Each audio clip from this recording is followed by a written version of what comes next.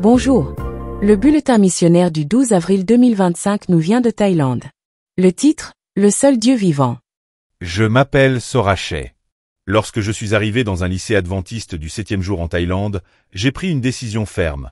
Je resterai dans le dortoir, mais je ne changerai jamais de religion. J'avais été élevé dans une foi non chrétienne, comme la plupart des gens en Thaïlande. La seule raison pour laquelle j'ai choisi cette école était qu'elle disposait d'un dortoir.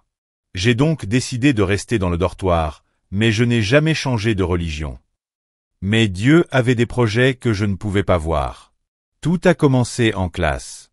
J'étais fasciné par ce que j'apprenais sur la civilisation mondiale. Mais en cours de Bible, quelque chose m'a saisi. Nous avons étudié une prophétie dans le livre de Daniel qui décrivait la montée et la chute des principaux empires mondiaux.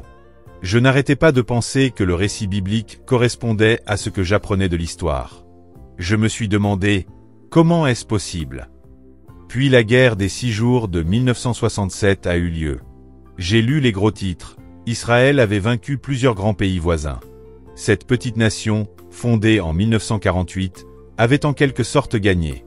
Je me suis demandé si c'était bien l'Israël de la Bible que nous étudions. J'ai commencé à chercher des réponses. J'ai trouvé un livre écrit par un philosophe thaïlandais sur le peuple juif. L'auteur n'était pas chrétien, tout comme moi, mais il a documenté des milliers d'années d'histoire d'Israël. Plus je lisais, plus je commençais à remettre en question tout ce que j'avais cru. J'ai commencé à me demander, le Dieu d'Israël est-il le vrai Dieu? Alors que je continuais à lire la Bible, un verset m'a profondément frappé.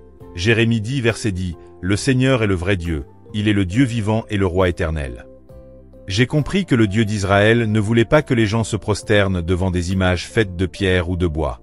Mais c'est exactement ce que j'avais fait en grandissant. Quelque chose a changé dans mon cœur.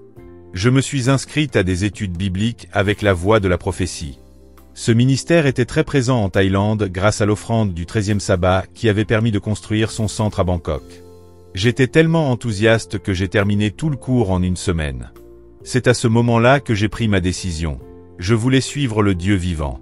Lorsque j'ai dit à mon père que je voulais être baptisé, il était furieux. Il m'a dit, « Si tu veux être chrétien, va chez les chrétiens. Tu n'as pas besoin de revenir à la maison. » Je lui ai dit que je ne reviendrais que si ma vie ne s'améliorait pas sous le vrai Dieu. Mais je n'ai jamais eu à revenir. Dieu m'a guidé à chaque étape de mon parcours. J'ai obtenu des diplômes en théologie, dont un doctorat en missiologie. J'ai été pasteur, j'ai mené des activités de communication pour l'Église adventiste de Thaïlande et j'ai même travaillé pour la Radio mondiale adventiste. Aujourd'hui, j'enseigne à l'Université internationale d'Asie-Pacifique sur un campus qui a également été construit grâce à une offrande du 13e sabbat en 1988. Avec le recul, je constate que ces offrandes, l'une en 1961 et l'autre en 1988, ont été comme deux tournants dans mon parcours. Dieu les a utilisés pour m'atteindre, et maintenant il m'utilise pour atteindre d'autres personnes. Je le dis à mes étudiants, le christianisme est présent en Thaïlande depuis plus de 200 ans, et pourtant moins de 2% de la population est adventiste.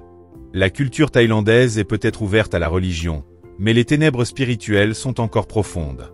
Nous ne luttons pas contre la chair et le sang, mais contre des batailles spirituelles chaque jour. Nous avons besoin de plus d'ouvriers. Nous avons besoin de plus de lumière.